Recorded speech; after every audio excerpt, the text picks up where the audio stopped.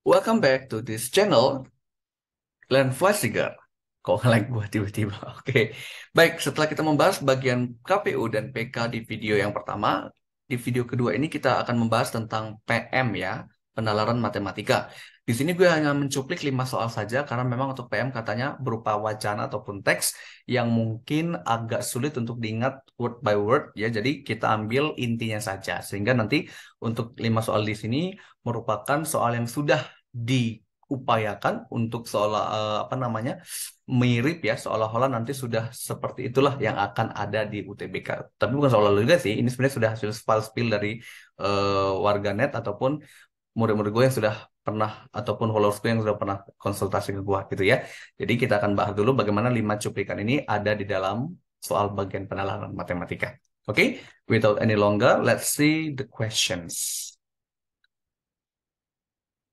Ya, di sini ada nomor 16 sampai 20 ya, karena ini sambungan dari yang video yang pertama, segmen pertama. Oke, kita akan bahas dulu untuk yang nomor 16.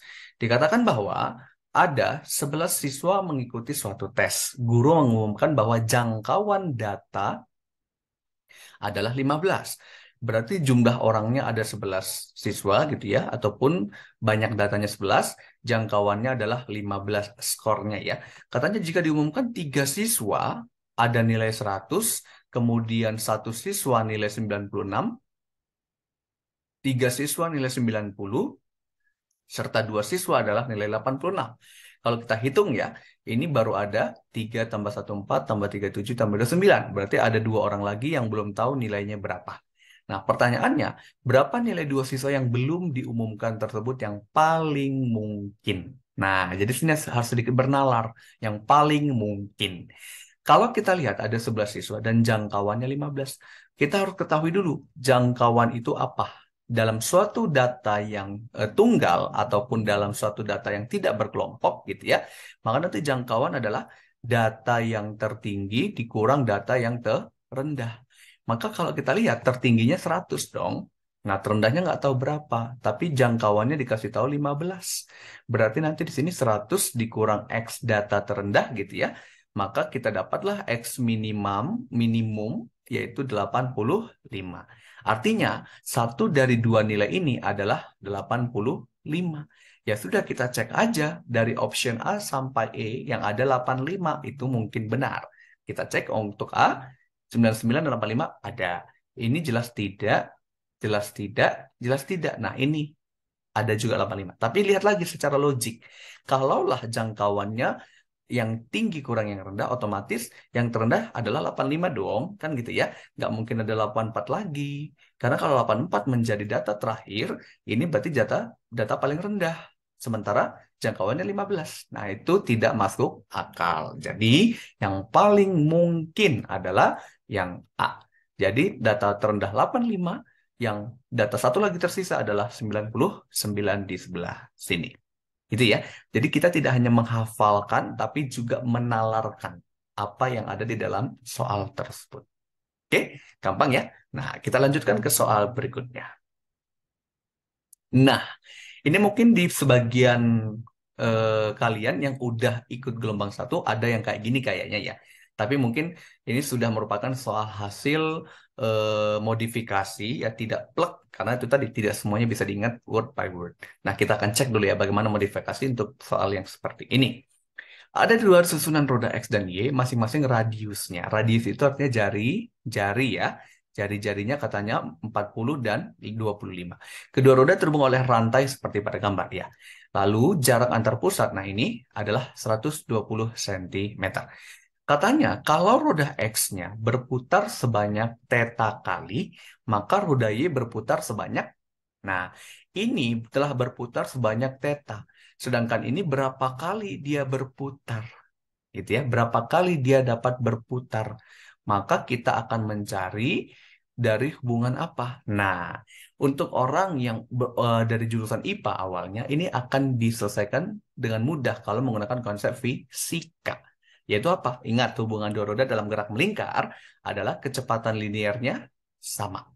Gitu ya. Maka nanti dari sini kita akan mendapatkan kecepatan linear itu apa? Omega atau kecepatan sudut dikali jari. Nah, begitu kira-kira. Tapi nanti kalau dalam konsep sehari-hari yang non IPA, mohon maaf ya, bukan mendiskriminasi, tapi yang tidak jurusan IPA, kita mengerjakannya dari soal lingkaran.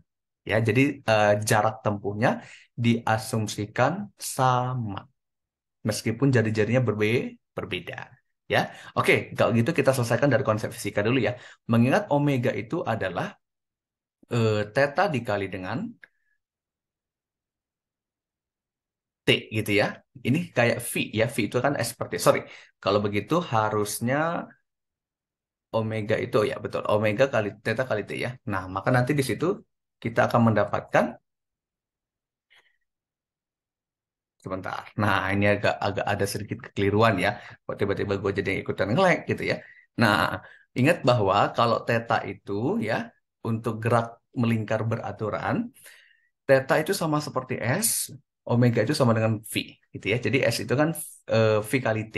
Berarti theta itu adalah omega kali D. Berarti kalau omega ini theta 1 per T1. Nah, gitu ya. Oke, ini sedikit kita turunkan. Karena gue tidak begitu apa namanya hafal ya, tapi untuk perumusannya ataupun penurunannya bisa kita gunakan. Maka karena dia menempuh dengan waktu yang sama ya nggak mungkin dong roda depan 3 detik, belakang 2 detik kan. Nah, nggak mungkin ada nge-lag ya. Nah, itu tidak mungkin. Jadi T-nya sama, berarti cukup T1 kali R1, kemudian theta 2 kali R2. Nah, jadi nanti kita dapatkan seperti ini bentuk rumusan akhirnya. Sebetulnya kalau dari konsep matematika ya ataupun konsep hitungan biasa, ini kan keliling lingkaran ya ataupun jarak tempuhnya ya, jarak tempuh. Jadi S itu adalah jarak tempuhnya. Maka nanti S1 sama dengan S2 itu yang kita pakai kalau mengerjakan dari konsep matematiknya. Tapi kalau dari fisika penurunannya dari sini. Nah, kecepatan linearnya sama. Oke, ya udah, tapi nggak apa-apa ya. Jadi di dalam matematika sudah ada fisika. Oke, maka nanti kita akan lihat di sini. Oh, sorry, kebalik. Di dalam fisika ada matematika. Nanti marah orang matematikanya. Oke, kita cek ya. Theta 1 sama dengan theta R1-nya adalah 40. Theta 2-nya yang mau kita cari, R2-nya 25. Berarti theta 2-nya adalah 40 per 25 theta. Kalau disederhanakan, kita bagi 5 berarti 8 per 5 theta. Jadi sudah terlihat jelas jawabannya ada di option yang C. Nah, jadi sebetulnya bernalarnya itu ada di konsep ini ya. Jadi ketika mereka berputar, jarak tempuhnya pasti sama. Kan gitu ya. Nah, maka nanti kita ambil adalah keliling lingkaran. Berarti theta kali R. Atau dalam hal ini, banyaknya putaran dikali jari-jari. Nah, itu ya konsep yang dapat dipakai. Jadi di dalam fisika ini ada terselubung konsep matematikanya. Oke ya, itu kira-kira untuk nomor 17. Berikutnya kita ke nomor 18. Nah, masih menggunakan badan soal yang sama. Jadi, ini dalam satu wacana, tapi ada beberapa pertanyaannya yang bisa gua ambil itu adalah dua pertanyaan. Nah, kita lihat untuk nomor 18, badan soalnya masih sama, tapi diketahuinya berbeda. Jika diketahui titik P dan Q terletak pada titik temu permukaan roda dan rantai. Nah, titik temu permukaan roda dan rantai berarti di sinilah ya, kira-kira ya. Nah, katanya apa? Tegak lurus. Oke, kalau tegak lurus, maka nanti di situ kita ambil yang jaraknya di sebelah sini. Nah, ini tegak lurus ya. Oke, berarti nanti dari situ kita akan mendapatkan sebuah garis PX dan QY. Nah, tentu nanti di sini kita sudah memperoleh yang disebut sebagai garis singgung persekutuan luar. Nah, gitu ya. Jadi ada garis singgung persekutuan luar karena antara tepi roda. Pertanyaannya, berapakah panjang garis PQ-nya? Nah, jadi sebetulnya kita mau mencari panjang sabuk ataupun rantai penghubung. Kalau kita lihat di sini ya, ini kan ada siku-siku ya. Berarti kalau ada siku-siku, maka nanti ada konsep dengan siapa? Dalil Pitagoras. Gitu ya. Maka nanti kita ambil sebelah sini. Nah, ini dengan ini kan sama ya, yaitu panjang XY.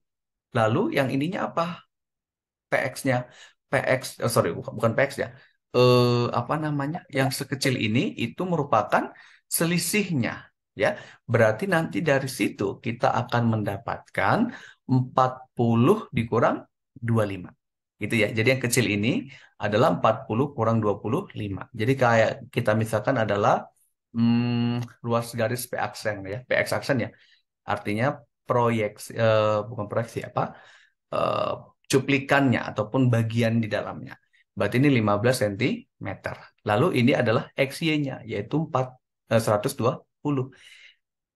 Nah, 120 cm. Berarti nanti kita dapatkan sebuah segitiga kayak gini.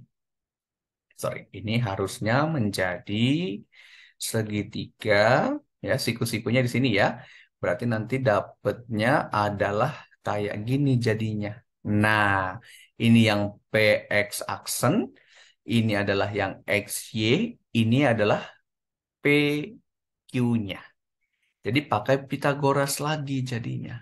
Nah, itu sebetulnya ya. Jadi bernalarnya jadi Pitagoras lagi ujungnya. Nah, jadi PQ adalah PQ kuadrat adalah sisi miringnya kan yang ini ya. Nah, jadi XY kuadrat dikurang PX aksen kuadrat.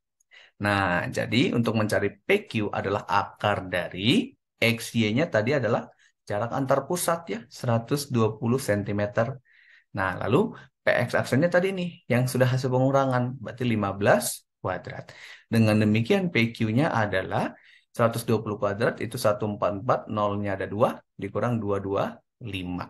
Maka nanti kita dapatkan PQ-nya menjadi, kita kurang ya, 14.400 dikurang 225. Ini 5, 7, 1, 4. Jadi 14.175. Nah, kalau ini kita akarkan, ya itu nanti mendekati pasti ada sesuatu dengan 7 kali 5 gitu ya. Tapi yang paling mendekati kalau kita akarin ya, ini 45 kali 45 dulu deh coba ya. 45 kali 45, 5222. 028, 5201, 2025. Nah, 2025 kita kalikan dengan 7 ya. Kalau kita kalikan dengan 7, 7 kali 5, 35, 53, 14 tambah 3, 17, 71, 7. Nah, itu ya. 14, oh ini 1. 14, 1, 7, 5. Ya, 7 kali 5, 35, 53. Ya, kurangin ya. 7 kali 2, 14, 71. Ya, ya, benar. 0 tambah 1. Oke. Berarti ini adalah 45 akar 7. Nah, jadi panjang PQ-nya 45 akar 7 cm. Nah, ini agak sedikit bocil mengalihkannya ya, tapi trusted ini sudah bisa digunakan. Oke, sehingga pilihan yang tepat adalah yang E. Gitu ya. Jadi nanti kita bisa menggunakan sebenarnya Pitagoras aja, tapi harus bernalar sedikit karena di sini ada penggambaran yang sebetulnya segitiga siku-siku. Baik, itu kira-kira untuk nomor 18 ya. Sehingga kita lanjutkan ke nomor 19. Nah, kalau kita lihat teksnya memang udah mungkin agak males ya kalau membaca seperti ini ya. Jadi kita cek harus harus kita lihat paragrafnya. Sehingga kalau ada narasi seperti ini ya kudu cepet-cepet dan kudu teliti supaya nanti nggak salah ke bawahnya. But it's okay, mari kita coba bahas. Ada Pak Danim punya sebuah kolam ikan berbentuk lingkaran yang dilengkapi oleh 3 keran pengisian dan 1 keran pembuangan. Kolam itu memiliki kedalaman 1 meter yang diisi ikan mas, ikan nila, dan ikan gurame.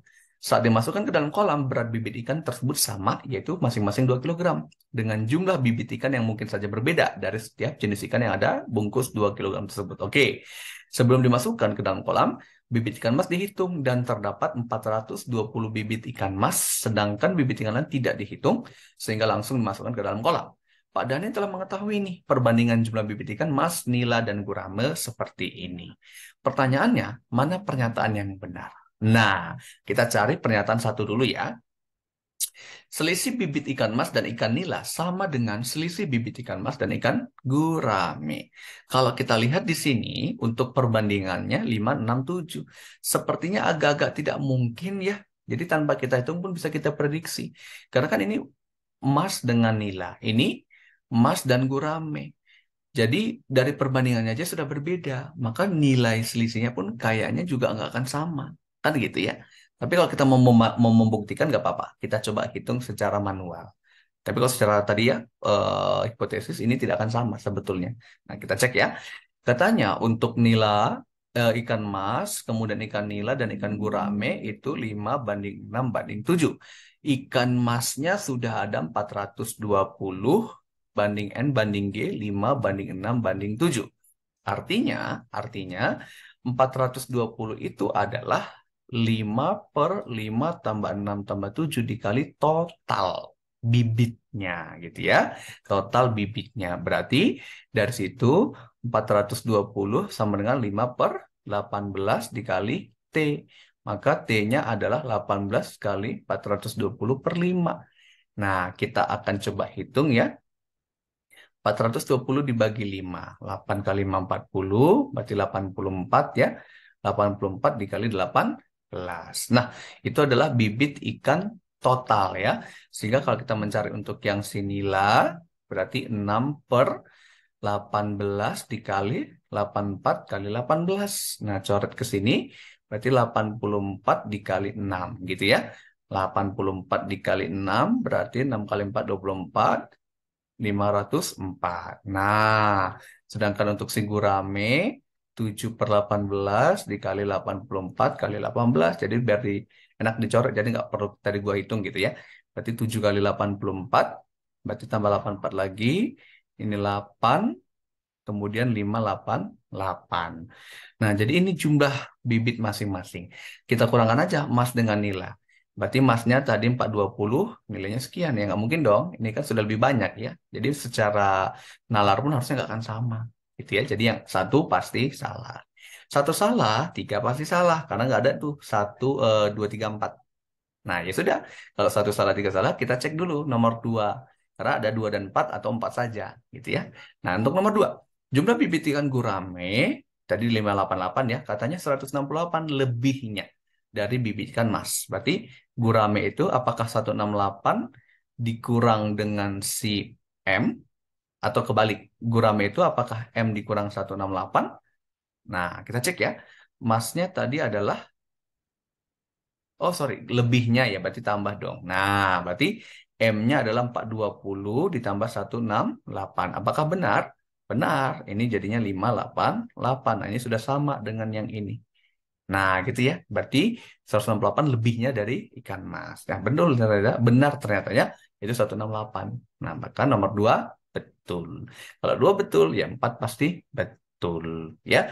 Jadi nanti di situ kita mendapatkan optionnya 2 dan 4, yaitu yang C.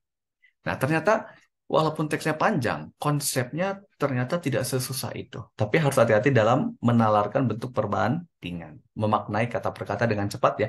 Karena waktunya kan terbatas sekali. Jadi 20 soal untuk PM itu harus bisa diselesaikan dalam waktu yang sesingkat-singkatnya.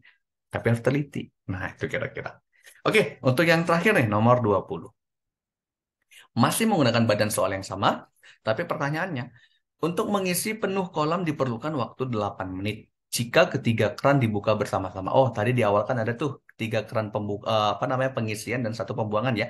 Jadi kalau tiga keran itu dibuka bersamaan, waktu ngisinya secara penuh 8 menit. Tapi kalau keran satu saja yang dibuka butuh waktu 20 menit, dan kalau keran dua saja 24 menit. Maka pertanyaannya berapa menitkah waktu yang dibutuhkan untuk keran tiga saja yang dibuka? Nah, ini sebetulnya permasalahan tentang perbandingan. Artinya, untuk memenuhkan satu kolam secara penuh butuh kontribusi T gitu ya. Dan setiap keran memberikan kontribusi masing-masing. Berarti untuk keran pertama tadi kontribusinya untuk mengisi satu penuh itu 20 menit ya, berarti 1/20. Lalu untuk kolam kedua, keran kedua 24. Nah, keran ketiga ini yang mau kita cari. Jadi untuk 8 menit ini adalah penggabungan antara ketiga keran. Gitu ya. Jadi nanti 1/8 adalah 1/20 tambah 1/24 tambah 1/3. Itu aja. Jadi nanti kita samakan penyebutnya atau pindah ruas dulu deh. Ini 1/3, ini tetap ya. Ini jadinya 1/8 dikurang 1/20 kurang 1/24. Samakan penyebutnya. Nah, ini tantangan berikutnya ya. Kita mencari KPK-nya. 24 itu 12 kali 2 atau 4 kali 3 atau 8 kali 3. Oke, kemudian 20 itu 4 kali 5. 8 itu 2 pangkat 3. Berarti KPK-nya 8 kali 3 kali 5 ya. Nah, berarti 8 kali 3 kali 5, 8 kali 5, 40, berarti 120. Nah, berarti 120 dibagi dengan 8, berarti 15. Ini bagi 26. 120 bagi 24 itu berarti 5. Nah, berarti 1/3 menjadi 15 kurang 5, 10. Kurang 6 itu 4 per 120. Dengan demikian, T3-nya dibalik ya. 120 dibagi 4 jadi 30 menit. Artinya, kalau keran ketiga doang yang dibuka, dia mengisi penuh kolam itu selama 30 menit. Tapi kalau berbarengan tiga-tiga jadi 8 menit. Tentu dong, semakin banyak kerannya, semakin cepat pengisiannya. Sama seperti ilustrasi, kalau semakin banyak jumlah peternakan, hewan peternakan, lebih cepat stok rumputnya habis. Nah, gitu kira-kira ya. Jadi perbandingan berbalik nilai. Nah, dari 20 soal tersebut, atau dari 5 soal terakhir tentang PM, itulah gambaran terkait tentang model UTBK SNBT 2023 yang terbaru. Jadi, boleh nanti rekan-rekan atau kalian untuk meng-cross-check kembali ya kecepatan membaca dan ketepatan menghitung. Karena dalam PMPK itu dua-duanya harus dimaksimalkan. Baik, nanti kalau ada pertanyaan ataupun hal yang masih dirasa kurang paham, boleh ditanyakan di kolom komentar. Silakan aja bertanya, silakan aja berdiskusi. Nanti sebisa mungkin gua akan cek dan gua akan respon. Oke, itu kira-kira yang bisa kita bahas dari 20 soal tentang KPU, PK, dan PM. Semoga dapat bermanfaat dan sekali lagi mohon maaf atas segala kekurangan kalau ada kesalahan dalam penyampaian atau kesalahan dalam pengucapan ataupun ketidaknyamanan dalam berkomunikasi. Mohon dimaklumi dan mohon dimaafkan. Sekian dari gue ya. Semoga berhasil untuk UTBK-nya gelombang kedua, day 1 sampai day terakhir. Dan sukses untuk kita semuanya. Dadah!